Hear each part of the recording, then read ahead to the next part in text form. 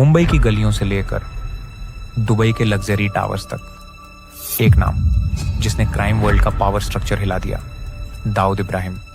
जहां तक इस बड़े साहब की बात है, हाँ इसमें थोड़ा ज्यादा मुश्किलें थी, लेकिन ये किरदार ऐसा था, उसकी उम्र थी, उसको बीमारियां थी जिसके लिए जरूरी था। तो जब जरूरत होती है तो फिर आपको बैठना पड़ता है। That is part of a job. इसको कट करते हैं, उनकी निगाहों में फेल हो रहे होते हैं। हालांकि एक्टिंग में कोई फेल नहीं होता, कोई पास नहीं होता, सब एक अनुभव होता है। मैं मेन बैट्समैन था, पार्ट टाइम बॉलर था। इंस्पायर्ड और डिराइव्ड किया, उसका नाम ही दाऊद इब्राहिम है, तो क्या इंस्पायर। ये फिल्म की सबसे अच्छी बात यह है कि जो है वो मुंह पे है। मैं 1 लाख बार ये बात पूछ चुका हूँ, एक बार फिर बोल रहा हूँ, डॉक्यूमेंट्री नहीं है, फिक्शन है। अच्छा काम करने से होता है, भौकाल बनाने से नहीं होता। पहले तो मैं ही जानना चाहूंगा मेथड है क्या, मैं खुद ही जानना चाहूंगा। तो पत्थर चिट्ठी रामलीला होती है, उसमें बड़ी मशहूर है। हाँ, लाइट एंड साउंड होता था, डबिंग होती थी, उसमें फिर होता था। तो मैंने कई बार प्रभु राम के डायलॉग बोले हैं। तो इलाहाबाद तो भाई महान हस्तियों का गढ़ है, अद्भुत लोग। तो मैं चाहता भी नहीं कि इलाहाबाद कभी मेरे अंदर से निकले। I am very proud of it कि मैं यहाँ से हूँ। कटरा में एक जगह थी, 2 रुपए में 20 पूड़ी मिलती थी वहां। मुश्किल सवाल पूछा तुमने। आपको बड़ी कठोरता के साथ एक का चुनाव करना पड़ेगा। नहीं रहे तो कुछ नहीं, भाई बहुत बोला मैं। क्या है कि देश और दुनिया में साहब तमाम हैं, लेकिन हर कोई बड़े साहब नहीं हो सकता। किसी शायर ने बड़ा अच्छा शेर कहा कि ये ऐश और तलब के मत वाले बेकार की बातें करते हैं। ये ऐश और तलब के मत वाले बेकार की बातें करते हैं, पायल के गमों का इल्म नहीं, झंकार की बातें करते हैं। तो साहब बात कुछ ऐसी है कि आज की जो कहानी है वो बड़े साहब के इर्द गिर्द घूमती है।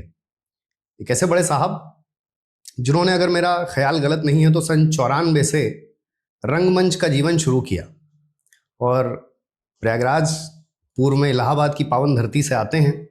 और उनके पहले ही नाटक का नाम था गंगा। तो रंगमंच से शुरू हुआ सफ़र लगभग 30 साल का हो चुका है, और इन 3 दशकों की यात्रा में न जाने कितने नाटक हुए, न जाने कितने वॉइस ओवर हुए, न जाने कितनी देश परदेश की यात्रा हुई। देश परदेश इसलिए कि पहले वो 3 साल तक एनएसडी में रहे, राष्ट्रीय नाट्य अकादमी, और उसके बाद इंग्लैंड में रहे आगे की पढ़ाई के लिए। और हाल फिलहाल में आपने उन्हें तमाम ओटीटी की मशहूर, चर्चित और critically approved acclaimed web series में देखा, और बड़े कन्विक्शन भरे किरदार। और उसके बाद आपने उन्हें एक ऐसी फिल्म में देखा जिस फिल्म ने 4 डिजिट की कमाई का आंकड़ा पार कर लिया, जो बॉलीवुड की फिल्म्स के लिए इतना सरल हाल फिलहाल में नहीं है। तो एक ऐसी फिल्म जिसकी खूब चर्चा है, और वैसी ही फिल्म के वैसे ही अति महत्वपूर्ण किरदार, बड़े साहब, और असल में जिन्हें दुनिया दानिश इकबाल जी के नाम से जानती है। तो सर, सबसे पहले स्वागत है हमारे यूट्यूब चैनल पर। Thank you. आपने इतना लंबा चौड़ा इंट्रोडक्शन दे दिया मेरा कि मुझे खुद भी सुनते हुए लग रहा था कि यार थोड़ा बहुत सफ़र तो तय हो गया है। जी, तो जैसा कि अभी हमारी बातचीत हो रही थी, हमारी एक रवायत है इस चैनल की कि सबसे पहले यही पूछा जाता है कि कैसे हैं आप, कैसी है आपकी सेहत। तो इलाहाबाद एलनगंज के बॉबी कैसे हैं और उनकी सेहत कैसी है? भाई मैं बहुत अच्छा हूँ, और आपसे बात करने के लिए मैं कहीं भी ये बात आपसे कर सकता था, लेकिन मैंने सुनिश्चित किया कि मैं इलाहाबाद आऊँ, प्रयागराज आऊँ और यहाँ आके आपसे बैठ के बातचीत करूँ। तो इससे आप समझ सकते हैं कि अपने देश, अपनी ज़मीन पे आके आपसे वार्तालाप करने का मुझे कितना चाव है और कितना खुश हूँगा मैं। और इसकी वजह से मेरा स्वास्थ्य भी बहुत अच्छा हो रखा है। जी सर, शुरुआत करते हैं सबसे हाल ताज़ा के मसलों से। कितना कुछ सर बदल गया धुरंधर 2 के बाद? देखिए सर, लगता है कि बहुत कुछ बदल जाएगा, लेकिन बदलता कुछ नहीं है। वास्तविकता यही है। आप एक काम करते हैं, लोग प्रशंसा करते हैं, और फिर उसके बाद आपसे अपेक्षाएं बढ़ती हैं, आपकी खुद से अपने आप से अपेक्षाएं बढ़ती हैं। अंततः आपको दोबारा दरवाजे खटखटाने पड़ते हैं और नए काम की तलाश में आपको उसी तरीके से आगे बढ़ना पड़ता है। और हाँ, ये ज़रूर है कि लोगों ने, ख़ास तौर से निर्देशकों ने और कास्टिंग डायरेक्टर्स ने तवज्जो दी है मेरे काम के ऊपर और कुछ बातें शुरू हुई हैं। उम्मीद है कि और कुछ अच्छा करने का मौका मिलेगा और दर्शकों के सामने कुछ नया काम लेकर जल्दी ही आऊँगा। इस कड़वे सच को सर मुझे लगता है कि बहुत सादगी से लोग कहते नहीं है कि बहुत कुछ बदलता नहीं है ना। नहीं बदलता, और ऐसा लेकिन मुझे कोई इल्यूजन भी नहीं है, मैं किसी भुलावे में भी नहीं रहता। काम है और हर दिन आपको अच्छा काम करना पड़ेगा, हर बार अच्छा काम करना पड़ेगा, वरना भूलते देर थोड़ी नहीं लगती है।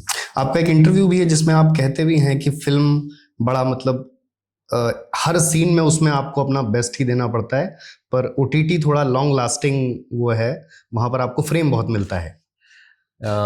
शायद मेरे कहने का तात्पर्य ये होगा कि फिल्म एक ऐसा फॉर्मेट है जहाँ समय कम मिलता है आपको, और ओटीटी एक लॉन्गर फॉर्मेट है, उसमें कहानी को बहुत विस्तार से कहा जाता है। वेब सीरीज में ओटीटी नहीं, वेब सीरीज ज़्यादा उपयुक्त होगा। तो चूंकि समय उसमें ज़्यादा होता है, कहानी विस्तार से कही जाती है, तो सारे किरदारों को अपने आप को अभिव्यक्त करने के लिए काफ़ी सीन्स मिलते हैं, काफ़ी समय मिलता है, जितना जिस कहानी में जिस हिसाब से ज़रूरत हो। तो इसलिए वहाँ पे थोड़ा सा खेलने में ज़्यादा मज़ा आता है उस जोन में। तो सर जैसे अब जो आपका किरदार रहा, मुझे लगता है कि उस पर जितनी बात हो सकती थी लगभग सारी बातें हो गई हैं। हाँ, बहुत बात हुई है, बहुत बात हुई है। तो और वो सीन सर मुझे लगता है कि शायद बॉलीवुड के इतिहास में आने वाले 100 साल में इतनी आसानी से धुंधला नहीं होगा, जब आप लेटे हैं बिस्तर पे और पूरी फिल्म की जो स्टार कास्ट है वो आपके इर्द गिर्द खड़ी है। तो सर आप मतलब कि एक किरदार जिसने मतलब दशकों राज किया या फिर जिसका प्रभाव रहा, और फिर वो आदमी बिस्तर पे है और लेकिन फिर भी है तो वही आदमी, तो सर ये कितना चैलेंजिंग था कि असहाय होकर भी उस किरदार का जो एक वजन बरकरार रखना। चैलेंजिंग, देखिए कोई भी आप किरदार करिए, चैलेंजिंग तो सभी होते हैं, और ये कहना गलत होगा कि ये आसान था वो मुश्किल था। हर एक किरदार की अपनी कुछ ना कुछ बातें होती हैं जो किसी भी अभिनेता के लिए करना मुश्किल होता है, और कुछ ऐसी चीज़ें होती हैं जो आप स्वाभाविक रूप से आप उसे कर पाते हैं। जहाँ तक इस बड़े साहब की बात है, हाँ इसमें थोड़ा ज़्यादा मुश्किलें थी, क्योंकि जो इसकी सर्कमस्टांसेस थे, जो इसका फिजिकल अपीयरेंस था, इन सारी चीज़ों के साथ एक वर्चस्व दिखाना, एक दबंगई दिखाना, एक होल्ड दिखाना थोड़ा ज़्यादा चैलेंजिंग होता है, और था भी। मगर जैसा मैंने आपसे और भी इंटरव्यूज़ में अपने पहले बोल चुका हूँ कि वो एक जोन है। आप कई बार कुछ करने की कोशिश नहीं करते हैं, आपसे स्वाभाविक रूप से हो रहा होता है, क्योंकि बहुत सारी स्मृतियां हैं, माहौल पूरा ऐसा था कि वो भी मुझको मदद किसी तरह से अभिनेता को करता है। और बस मैंने जितनी एक्टिंग की मेरी ट्रेनिंग है, जितना मेरा अनुभव है, उसको इस्तेमाल करते हुए मैंने ईमानदारी से उस पात्र को करने की कोशिश की, और वो हो गया। और वो इतना हो गया कि आप, ये तो मैं नहीं कह सकता, वो तो आप ही बता सकते हैं जी। तो जैसे एक आपके किरदार के मेकअप में इतना समय लगा आपके लिए, वो भी एक मतलब श्रम संघर्ष रहा होगा। तो क्या ये कहा जा सकता है कि उस किरदार के लिए बाकी किरदारों की तुलना में धुरंधर के थोड़ा एक्स्ट्रा एफर्ट था? आप कंपेयर नहीं कर सकते इस चीज को, किसी भी चीज को कंपेयर करना ठीक नहीं होता है मेरे हिसाब से। हर एक किरदार को करने के लिए कभी ज्यादा मेकअप की जरूरत है, कभी कम। मैंने बहुत सारे ऐसे रोल्स भी किए हैं जिसमें पहले दिन तो मैंने मेकअप लिया, बेस हल्का हल्का, फिर उसके बाद मैंने दूसरे दिन से लेना ही छोड़ दिया, और किसी को पता भी नहीं चल रहा कि मेरा मेकअप हुआ है भी कि नहीं हुआ है। क्योंकि मुझे मेकअप बहुत ज़्यादा कराना, मैं उस स्कूल ऑफ थॉट से नहीं हूँ जहाँ पे मतलब मुझे लगता है जितना नेचुरल रह सको उतना, लेकिन ये किरदार ऐसा था, उसकी उम्र थी, उसको बीमारियां थी जिसके लिए जरूरी था। तो जब जरूरत होती है तो फिर आपको बैठना पड़ता है, that is part of our job, है ना, काम का हिस्सा है वो। और प्रोफेशनल एक्टर होने का मतलब भी यही है कि जिस चीज़ के लिए जितनी ज़रूरत है उतना आप कर सकें, कर पाएँ और समय रहते कर पाएँ। तो निश्चित तौर पे वो चैलेंजिंग था, चुनौतीपूर्ण था, लेकिन ऐसा मैं कहूँ कि मैंने कुछ ऐसा बहुत बड़ा तीर मार दिया कि जो भविष्य में कभी ना कोई कर पाएगा, ना कभी किसी ने किया, ऐसा कुछ नहीं है। लेकिन हाँ, मुझे बड़ा मज़ा आया और वो करते हुए मुझे बड़ा अच्छा लगा, मैंने एंजॉय किया। और अब जब अंततः प्रशंसा हो रही है, लोगों को सीन अच्छा लग रहा है, किरदार अच्छा लग रहा है, तो मुझे लगता है कि कहीं ना कहीं मेहनत जो है वो साकार हो गई है। बस इतनी सी कहानी है और कुछ नहीं। और सर, ये जिस तरह का रोल था, मतलब जैसे इंस्पायर्ड या डिराइव्ड फ्रॉम दाऊद, तो क्या जैसे बाकी एक्टर्स को भी इस तरह के बहुत सारे वो मैसेजेस आए कि ये क्या कर दिया, ऐसा धमकी टाइप्स, तो आपको भी ऐसा कुछ आया? इंस्पायर्ड और डिराइव्ड क्या, उसका नाम ही दाऊद इब्राहिम है, तो क्या इंस्पायर हो जाएगा। ये फिल्म की सबसे अच्छी बात ये है कि जो है वो मुंह पे है जी, कोई लुका छुपी बात ही नहीं है। और वही लोगों को शायद इतना प्रशंसा इसीलिए हो रही है, छू रही है, क्योंकि लुका छुपी वाली कोई बात ही नहीं है। जब आपकी प्रशंसा होती है तो बहुत सारे लोग भर्त्सना भी करते हैं, है ना, दोनों चीज़ साथ ही साथ चलती है। तो लोग कर रहे होंगे, कह रहे होंगे कुछ उल्टी सीधी बात, लेकिन मेरे पास ना तो इतना समय और ना इतनी एनर्जी है कि मैं अब ये सब खोजबीन करने लगूं कि कौन तारीफ कर रहा है, कौन बुराई कर रहा है। सबकी अपनी जैसी श्रद्धा है। हम तो अभिनेता अपना काम करके आगे बढ़ जाते हैं। नहीं, जैसे कुछ एक्टर्स के पास धमकियां भी आई कि ये रोल जो है ये तुमने कैसे बोल दिया। आपकी दुआ से अभी तक तो ऐसा कुछ नहीं हुआ है। अब भविष्य में ना हो, ये अच्छा है। मैं ये तो नहीं पूछूंगा कि जैसे ये सवाल, क्योंकि ये भी पब्लिक डोमेन का ही सवाल बन चुका है कि धुरंधर पे जो एक प्रोपेगेंडा होने का आरोप लगा है, और ये ऐसा एक फिजा बनी कि जैसे धुरंधर का जो पहला हिस्सा था उसमें जो सरकार के प्रति नरमी थी वो सब्जी में नमक बराबर थी, लेकिन दूसरे पार्ट में जैसे नमक में ही सब्जी गिर गई हो। एक वरिष्ठ पत्रकार की ये लाइन है कि दूसरे पार्ट को देखकर कहीं ना कहीं ऐसा भाव आया कि यहाँ थोड़ा सरकार के प्रति नरमी ज़्यादा है। तो क्या ऐसा आपको भी लगता है, या फिर ये सिर्फ क्राफ्ट और क्रिएटिव काम तक की तरह ही देखना चाहिए इसको? मैं 1,00,000 बार ये बात भूल चुका हूँ, एक बार फिर बोल रहा हूँ, डॉक्यूमेंट्री नहीं है, फिक्शन है। और एक निर्देशक, एक लेखक की अपनी एक कल्पना है, उन्होंने किसी कुछ चीज़ को दिखाने की अपने तरीके से कोशिश करी है, पब्लिक देख रही है, उसको प्रशंसा हो रही है। 4 फिगर में आना इतना आसान है, मतलब कोई मापदंड नहीं होता कि 4 फिगर में आए तभी कोई चीज़। कितने फिगर गया? 4 फिगर गए ना आपने शायद, 1300 करोड़, अब जो भी फिगर है। तो मतलब, और पब्लिक ही देखने जा रही, भूत प्रेत तो जा नहीं रहे देखने के, वो जा भी रहे होंगे तो पैसा उनके पास होगा नहीं, तो पैसा देने वाले जो इंसान जा रहे हैं देखने, वो प्रशंसा हो रही है, लोग देख रहे हैं, पसंद कर रहे हैं। अब ये है वो है, पता नहीं उन बातों में रखा क्या है, मुझको तो उसमें कोई लॉजिक ही नजर नहीं आता है। बाल की खाल निकालने से फायदा क्या है? फिल्म अच्छी है, लोग एंजॉय कर रहे हैं, फिल्म बनती है एंटरटेनमेंट के लिए, एंटरटेनमेंट हो रहा है, आई थिंक वहीं पर खत्म हो जाती सारी बात। मैंने भी आपके हाल फिलहाल के कुछ प्रोजेक्ट्स देखे, जैसे गर्मी में निर्देशक थे हिमांशु धूलिया जी, फिर धुरंधर में आदित्य धर जी, महारानी में सौरभ भावे जी सेकंड पार्ट, जिसमें आप सेकंड और थर्ड। हाँ, लेकिन उसमें जो मेन क्रेडिट जाता है वो जाता है हमारे जो शो रनर हैं सुभाष कपूर जी, और फिर प्रकाश झा जी भी, उनके साथ भी संकल्प जी। तो ये जब हम इन चारों प्रोजेक्ट्स के डायरेक्टर्स को देखते हैं तो ये बड़े अलग और बेहद ही अलग तरह के कंटेंट बनाने वाले लोग हैं जी। तो इनके बीच में आपका संतुलन कैसे बनता है?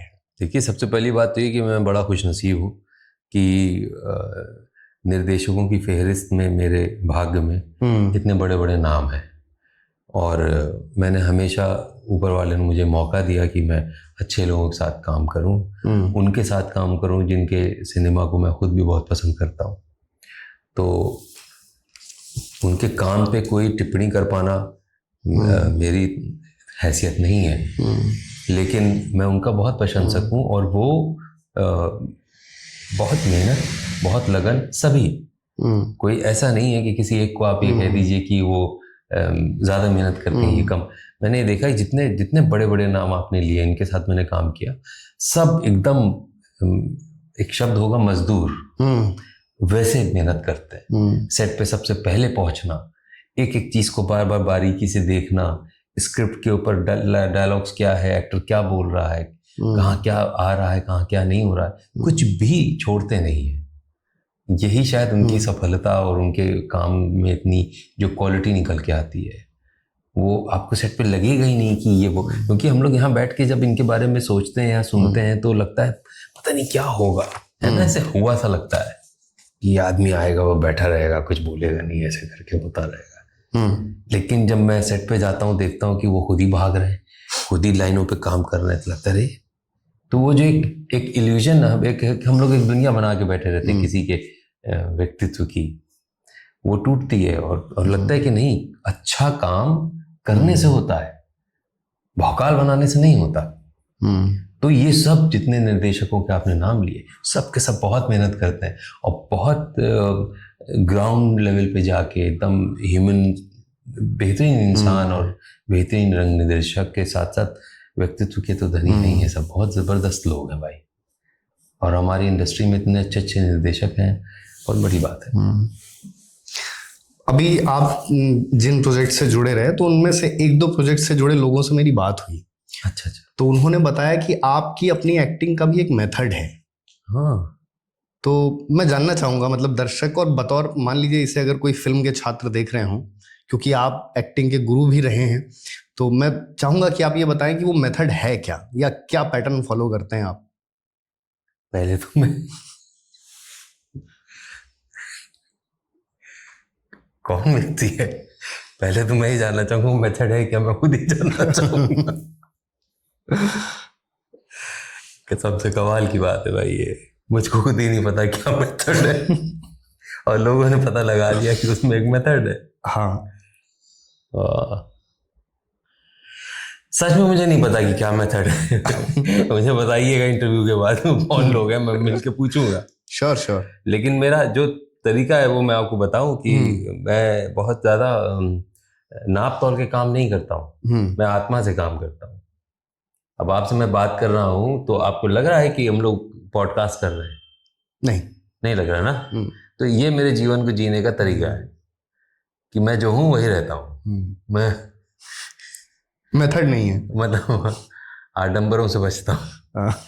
तो वही चीज़ वो हर एक किरदार में भी होती होगी। एक किरदार का आडंबर होता है और एक किरदार की वास्तविकता होती है। तो शायद मैं, ये मेथड हो सकता है, शायद मैं उस किरदार की वास्तविकता को पकड़ने की कोशिश करता हूँ और करता हूँ फिर अभिनय, बजाय इसके कि उसको एकदम भौकाल बना दिया जाए उस किरदार का और कुछ नकली तरीके से किरदार आए सामने, तो मज़ा नहीं आता उसमें मुझको। तो सच्चाई की तरफ मैं जाता हूँ, थोड़ा सा ऐसी कोशिश करता हूँ। पर होता कैसे है, क्या होता है, ऐसा नाप तोल के अगर मैं करने लगूँ तो फिर तो क्या ही एक्टिंग करूँगा, वो नापा तौली में लगा रह जाऊँगा, है ना। वो तो एक भाव है, एक लय है, एक गति है। आपको बहना पड़ता है, आपको उड़ना पड़ता है, आपको उसमें अपने आप को खोना पड़ता है। तो जैसे ही आप खो देते हैं तो आप नहीं रह जाते, वो किरदार बन जाते हैं और वो किरदार सजग हो जाता है। बस इतना सा है। क्योंकि सिनेमा में करना होता है इसलिए थोड़ा सा टेक्निक्स का भी ध्यान रखना पड़ता है, क्योंकि वहाँ कैमरा है, माइक है, लेंस है, लाइट है। एक कई बार कैरेक्टर साथ में है लेकिन जब वो नहीं है, क्लोजअप शॉट हो रहा है तो वही नहीं, सिर्फ कैमरा है, तो थोड़ा सा टेक्निकल होना पड़ता है। लेकिन टेक्निकल होने के बावजूद भी आपको एक आत्मा तो चाहिए ही होती है किरदार की, तो वो आत्मा सच्चाई से आती है। वही खोजता हूँ, सत्य की खोज। सत्य की खोज जब आप कहते हैं तो मुझे आपकी वो तस्वीर याद आती है जिसमें आप विवेकानंद जी के भेष में, हाँ, तो जैसे मतलब एक भारत की जो कल्पना है कि विवेकानंद ऐसे होंगे, इसके अलावा ये भी कि एक व्यक्ति जिनका नाम दानिश इकबाल है, वो स्वामी विवेकानंद का भी किरदार करते हैं और श्री कृष्ण का भी किरदार करते हैं। जी, मैं आपके अभिप्राय को समझ रहा हूँ। आपको मालूम, आप जिस शहर में बैठ के मैंने इंटरव्यू कर रहे हैं उस वक्त ये इलाहाबाद था। तो पत्थर चिट्टी रामलीला होती है, उसमें बड़ी मशहूर है। हाँ, लाइट एंड साउंड होता था, डबिंग होती थी उसमें भी होता था। तो मैंने कई बार प्रभु राम के डायलॉग बोले हैं उसमें, छोटेपन में अपने। और कई बार ऐसे लाइट एंड साउंड होता है तो धार्मिक। तो मेरा उच्चारण हमेशा से अच्छा था, पढ़ाई लिखाई से थोड़ा जुड़ाव था, तो मैंने कोई प्रमुख पात्र के ही संवाद में बोलता था और बड़ा मजा आता था। हम लोग तो गंगा जमुना के किनारे के लोग हैं ना, हमारे यहाँ की तो तहजीब ही अलग है, हम सब इन चीज़ों से ऊपर उठ चुके लोग हैं, तो हमारे संस्कार ही वही हैं, क्या कर लीजिएगा। अच्छा सर, इन किरदारों की, या मतलब इन्हें जो भी कहा जाए, इनका आपके जीवन पर क्या या कैसा प्रभाव है? मतलब इनसे आप क्या डिराइव करते हैं? मुझे तो लगता है ये सारी चीज़ें आपको एक सभ्य समाज की ओर लेके जाती हैं। सभ्य समाज एक सुसंस्कृत समाज, एक ऐसा माहौल, एक ऐसी दुनिया जहाँ पे प्रेम है, आदर है, एक भाईचारा है। यही सीख है। आप कोई भी कुछ भी ग्रंथ उठा के देख लो, आप लब्बो लुभाव सब चीज़ का यही है। और जहाँ मेरे ख्याल से सही से अनुसरण होता है वहाँ प्रेम और सद्भाव यही होता है। और कोई भी एपिसोड ले लो आप, कोई भी कांड ले लो, सब में आपको इसी तरीके की सच्चाई और अच्छाई की ही बातें होती हैं। हमें तो नहीं लगता कहीं भी कोई गलत शिक्षा देता। हर जगह आप देखिए प्रेम की ही बात है। मैंने एक दो अब हाल फिलहाल में 6 महीने में मैंने 1-2 पुराने एक्टर्स के इंटरव्यूज देखे। तो ऐसे कुछ एक्टर्स के, मतलब आप जब मान लीजिए 2 पुराने अभिनेताओं के बयानों को पढ़ते हैं एक साथ रखकर, तो जैसे किसी के मेथड एक्टिंग को लेकर एकदम अलग ओपिनियन है कि दूसरे के एकदम अलग हैं। जैसे मिसाल के लिए नसीरुद्दीन शाह साहब, तो वो कहते हैं कि जैसे बहुत सारे एक्टर्स ही कहते हैं कि वो कैरेक्टर में घुस गए, उन पे असर पड़ गया, या फिर वो मेंटली उनके उस पर छाप रह गई। तो क्या आप भी इस बात को मानते हैं कि जैसे दाऊद जैसा किरदार निभाने के बाद या इस तरह का कोई भी नेगेटिव रोल निभाने के बाद उसकी आप पर छाप रहती है? नसीर सर ने ये बात कही है तो कुछ सोच समझ के कही होगी, उसके पीछे उनकी कोई कारण होंगे, कुछ तर्क होगा जिसके तहत उन्होंने कही। किसी की कही हुई बात पर टिप्पणी करना तो मेरी प्रवृत्ति नहीं है। लेकिन जो आपका सवाल है, अगर मैं उसको सही समझ पा रहा हूँ, तो जब थिएटर आप करते हैं तो उसमें किसी एक पात्र को करते हुए 30-40 दिन आप गुजारते हैं। और अगर रीडिंग पीरियड भी जोड़ लिया जाए तो कम से कम 1 महीना 2 महीना चला ही जाता है, 2 महीना। तो उतने देर अगर आप कोई एक पात्र बने हुए हैं तो कहीं ना कहीं तो उसका कुछ ना कुछ अक्स आपके अंदर आ जाता है, वो कुछ समय के लिए रहेगा। और फिर आप बार बार शो अगर कर रहे हैं तो कुछ ना कुछ तो रहता है, कुछ आप उससे रिलेट करते हैं, कुछ आपके दिमाग में उसकी स्मृतियाँ रह जाती हैं। तो उससे निकल के बाहर आना भी ज़रूरी है, क्योंकि आपको दूसरे कैरेक्टर भी करने। ऐसा तो नहीं है कि अगर आप राकेश बने हैं तो हर चीज़ में राकेश ही बने रहेंगे। अगर बनेंगे तो आप बहुत जल्दी खराब एक्टरों की श्रेणी में आ जाएंगे। आपको राकेश के बाद रमेश भी बनना है, सुरेश भी बनना है। तो ये सब बनना है तो आपको अंदर जाना भी आना चाहिए, उस किरदार के बाहर आना भी चाहिए। और फिल्मों में तो आप कुछ एक चीज़ बन के रह ही नहीं सकते अनलेस अनटिल आप मान लीजिए मेन रोड कर रहे हैं तो एक ही फिल्म 1.5 साल चल रही है, अगर ऐसा कुछ है तो। नहीं तो अगर आप एक दिन में 1 साल में 2-3 फिल्में कर रहे हैं तो जल्दी कई बार ये भी होता है कि आज आपने एक फिल्म की शूटिंग की, 2 दिन बाद दूसरे फिल्म का कोई दूसरा सीन कर रहे हैं, कॉमेडी सीन कर रहे हैं। तो जहाँ इतना ज़्यादा fluctuation of thoughts, fluctuation of emotions है, फ्लक्चुएशन ऑफ कैरेक्टर है, वहाँ आप एक ही कैरेक्टर को बन के नहीं रह सकते। यही तो वजह है कि आप प्रोफेशनल एक्टर हैं, आपको मालूम है कि आपका काम कैसे होता है। तो दोनों ही बातें हैं, कुछ ना कुछ तो रहता होगा और हमें उसे भूलने की कोशिश भी करनी चाहिए ताकि आप कुछ नया कर पाए। फिर जब मैं आपके काम की तरफ लौटता हूँ जी, तो एक लंबी लिस्ट है अभिनेत्रियों की, रवीना टंडन, हुमा कुरैशी, भूमि पेडनेकर। तो इन सब के साथ काम करने का अनुभव कैसा रहा? एक नाम है यामी गौतम। हाँ, तो यामी कैसा जी अनुभव रहा? यामी के साथ तो अभी अभी किया मैंने ये हक। हाँ, बहुत ही जबरदस्त। ये सभी है, टचवुड, सब अच्छे कलाकार हैं, बहुत जबरदस्त। और इन सबको तो रवीना जी के तो हम लोग देख देख के बड़े ही हुए एक तरह से।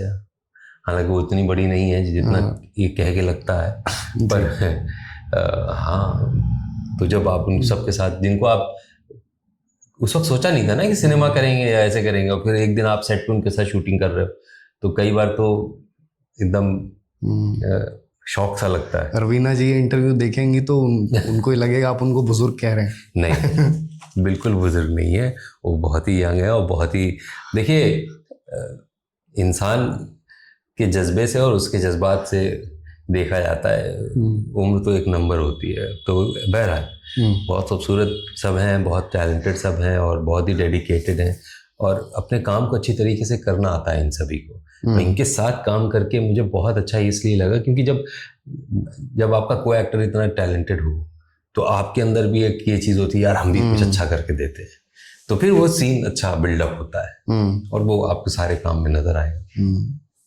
जैसे मैंने जिक्र किया शुरुआत में कि 94 में आपका पहला प्ले आया था। हाँ, दंगा। हम्म। तो तब से लेकर अब तक 30 साल हो गए। हाँ यार, 30 साल हो गए। ज़्यादा ही हो गए। 2006 चल रहा है। बहुत लोग, लेकिन इसे मतलब क्योंकि आपकी पहली फिल्म शायद 2003 में आई। 2000 नहीं, पहली फिल्म आई होगी हमारी 2006 में। 6 में। हाँ, जब आप काम कर रहे होते हैं तो हर दिन आप काम कर रहे हैं, और आप उसे स्ट्रगल कह लीजिए, संघर्ष कह लीजिए, या अपने आप क्या कहें, ट्रेनिंग पीरियड कह लीजिए, वो आपके ऊपर है, उसे आप कैसे देखते हैं। अब एक वकील है, वो वकील जैसे ही कोर्स खत्म करता है दूसरे दिन केस थोड़ी नहीं मिल जाता उसको। कितने दिनों तक तो वो एफिडेविट ही बनवाता रहता है, बर्थ सर्टिफिकेट, डेथ सर्टिफिकेट बनवाता रहता है, लाइसेंस किसी का बनवाता रहता है, मैरिज सर्टिफिकेट, बहुत कुछ वो करता रहता है। करते करते 30-40 साल के बाद उसको कहीं लगता है कि हाँ वो सीनियर वकील बना, कुछ केस मिलना है, तो अब वो क्या कहेगा उसको, वकालत तो कर ही रहा है ना। तो हम अभिनेता हैं, जिस दिन हमने अभिनय करना शुरू किया उस दिन से हम अभिनय कर रहे हैं, और हम अभिनय के व्यवसाय में हैं। मैं उसको ऐसे देखता हूँ, और हर एक पल, हर एक क्षण, हर एक नाटक, हर एक स्क्रिप्ट जो मैं पढ़ रहा हूँ, वो सब मेरे अनुभव का, मेरी ट्रेनिंग का हिस्सा बन जाता है। और वो बहुत ही आप जो आज मैं काम कर रहा हूँ उसमें उन सारे पलों का, उन सारी स्क्रिप्ट्स का, उन सारे दिनों का, उन सारे क्षणों का योगदान है। मुझे पता लगा सर आप क्रिकेट भी खेलते थे। सभी कुछ अब पता लगा के बैठे हुए हैं। मतलब बैटिंग करते थे, बॉलिंग करते थे? सब ऑलराउंडर होते हैं। जहाँ जो मिल जाए वो करने लगते। नहीं, मैं मेन बैट्समैन था, पार्ट टाइम बॉलर था। मतलब आपके पास बैट रहता था? बैट मेरे पास रहता था, लेकिन दूसरों का मांगा हुआ रहता था। ओके। लेकिन हाँ, अब मैं खरीद सकता हूँ। खरीद सकते हैं। अच्छा, क्योंकि बहुत कम लोग जानते हैं कि आपने अभिनय सिखाया है बहुत लोगों को, बहुत बच्चों को, तो कभी कुछ ऐसा हुआ कि किसी मतलब आपके स्टूडेंट ने कुछ ऐसा कह दिया हो जो आपके जहन में हमेशा रहा हो? स्टूडेंट्स हमेशा कुछ ऐसा कहते हैं, क्योंकि वो एकदम प्लेन स्लेट होके आते हैं आपके पास, और उनके अंदर जिज्ञासा बहुत होती है, उत्साह बहुत होता है। तो वो उछल कूद जो कर रहे होते हैं, अगर आप ओपन हैं एज अ टीचर, तो उसमें बहुत कुछ सीखने का आप ही को मिल जाता है। वो जितने एक्सपेरिमेंट्स कर रहे होते हैं, जितनी बार वो उनकी निगाहों में फेल हो रहे होते हैं, हालांकि एक्टिंग में कोई फेल नहीं होता, कोई पास नहीं होता, सब एक अनुभव होता है और एक नया एक्सपेरिमेंट होता है, तो उससे आप सीखते ही सीखते हैं। लेकिन वो एक गिव एंड टेक प्रक्रिया है। मैं कुछ बोलूँगा, आप कुछ बोलेंगे, फिर मैं कुछ बोलूँगा, आप उस पर कुछ और चार चांद लगा देंगे, तो ऐसे करके चलता ही रहता है। सीखने को तो हमेशा मिलता रहता है। अपने टीचर से भी सीखा है, अपने स्टूडेंट से भी सीखा है मैंने। आप जब टीचर कहते हैं तो मुझे एक नाम याद आता है, सचिन तिवारी जी। वो मेरे पहले गुरु रहे। उनके साथ मैंने पहला नाटक किया था अपना, जो आप नाम ले रहे हैं बार बार, दंगा। और कैंपस थिएटर था इलाहाबाद यूनिवर्सिटी में। हालांकि उस वक्त मैं यूनिवर्सिटी में नहीं था, लेकिन उनको ज़रूरत थी एक कलाकार की, तो मैं उन तक पहुंचा था और मुझे उन्होंने रोल दे दिया था। उनका बड़ा टेरर हुआ करता था। वो सिगरेट पीते थे, क्लासिक, और कभी भी एक्टर के पास नहीं आते थे, ना एक्टर को अपने पास आने देते थे, दूर से डायरेक्शन देते थे। और यूनियन हॉल के पास एक ओपन स्पेस है, वहाँ पे एक स्टेज बना हुआ है छोटा सा, अब तो सब टूट टाट गया होगा। और उस स्टेज के बीच में एक लॉन था, लॉन के इधर एक पोर्टिको सा था। हम लोग उधर स्टेज के ऊपर रिहर्सल करते थे और सर जो थे वो पोर्टिको में इधर से उधर, उधर से इधर सिगरेट पीते हुए टहलते रहते थे। देखते नहीं थे, सिर्फ सुनते थे। जेलर की तरह। अरे भाई, उनका एक टेरर था, अनूठा अंदाज कि वो देख के डायरेक्शन नहीं देते थे, सुन के डायरेक्शन देते थे। और ऐसे ही नंदू ठाकुर, वो भी जो है वो अपने कमरे में रहते थे और जोर जोर से कहते थे हम लोग से रिहर्सल करो, तो और सुन रहे होते थे। और बीच में अचानक आके कुछ बताने लग जाए, हमने कहा देख तो रहे नहीं है, बता क्या रहे। लेकिन वो लोग सुर को सुन सुन के जो है वो पकड़ते थे कि ये क्या चल रहा है, क्या नहीं चल रहा है। तो इलाहाबाद तो भाई महान हस्तियों का गढ़ है, अद्भुत लोग।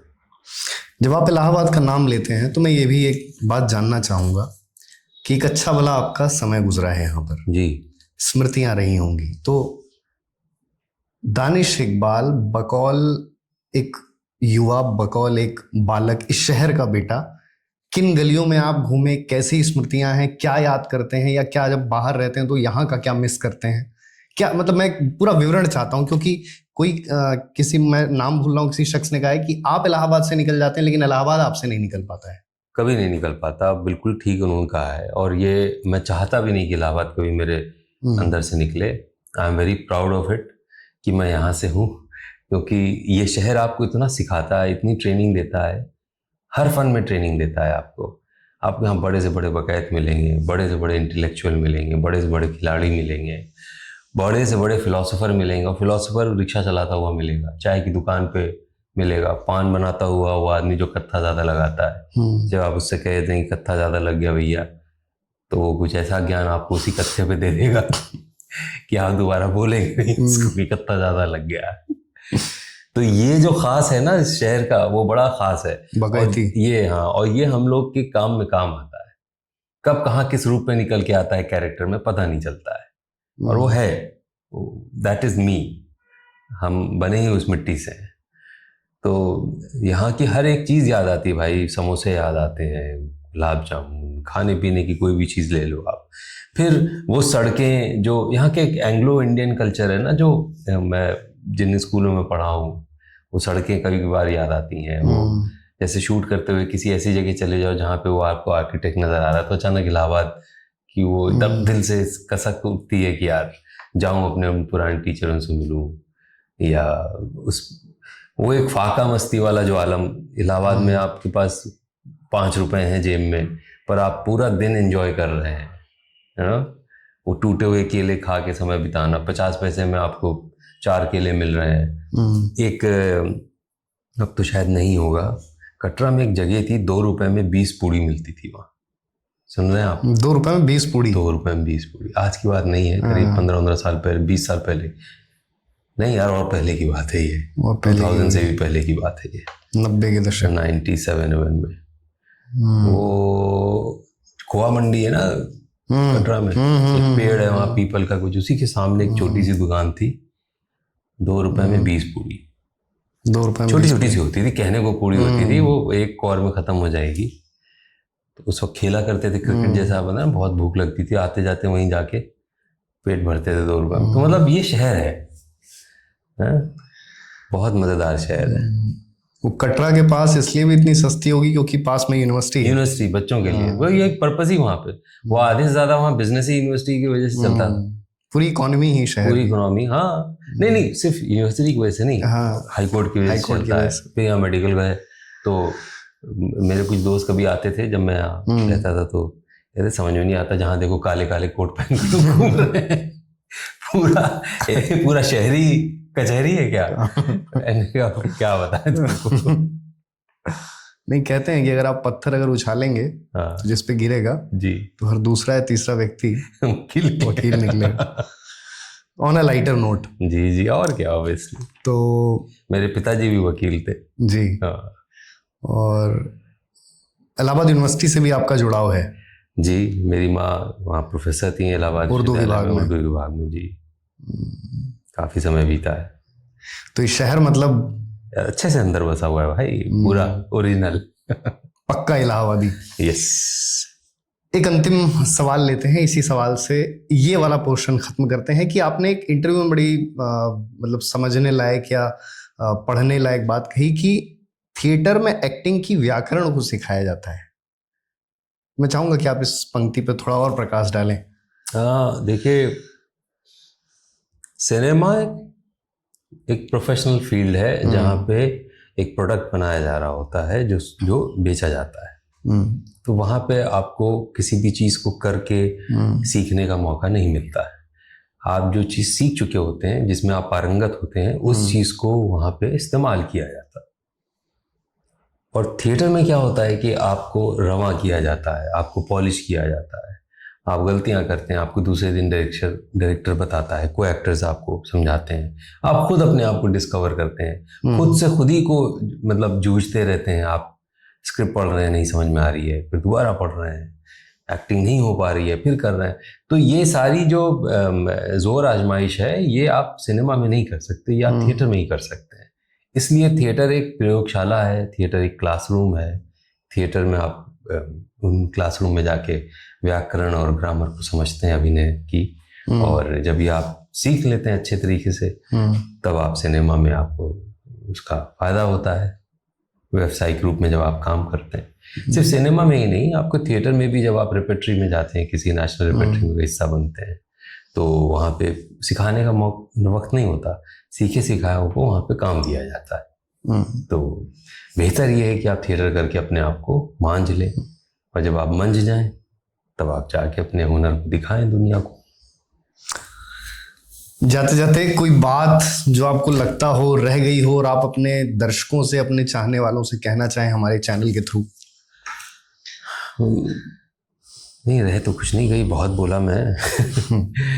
बस हमेशा से ये ख्वाहिश रहती है कि लोग पढ़ें और अभिनय को सीरियसली लें, ग्लैमर से ज़्यादा प्रभावित ना हो, बल्कि जो क्राफ्ट है, जो अभिनय में जो आनंद है, उसको एंजॉय करें।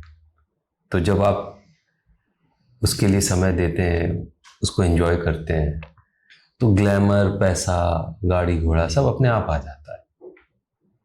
मगर जब उसी को पलट देते हैं, जब यात्रा उल्टी शुरू हो जाती है, तो फिर कुछ भी नहीं आ पाता, समय वेस्ट होता है और आप फ्रस्ट्रेटेड फील करते हैं। इसलिए जो भी ये देख रहा है, अगर अभिनेता बनना चाहता है तो थिएटर करें, पढ़ाई करें। तो बहुत सारे इंस्टीट्यूट बन गए हैं, मास्टर्स की डिग्री मिलती है एक्टिंग में और थिएटर में, और तो इस तरह से अगर इसको सीरियसली करेंगे तो आप बहुत अच्छे अभिनेता बन सकते हैं। तो ये थी एक पक्के इलाहाबादी, एक पक्के उस्ताद और एक पक्के अभिनेता के साथ कैंडिड कॉन्वर्सेशन, जिसमें सब कुछ था, जिसमें सिनेमा था, जिसमें थिएटर था, जिसमें थोड़ा बहुत चुटीले आनंद भी थे, और एक विस्तृत चर्चा देश के समसामयिक सिनेमा संबंधित विषयों पर। तो मिलेंगे किसी अगली वार्ता में, तब तक के लिए नमस्ते। नमस्ते।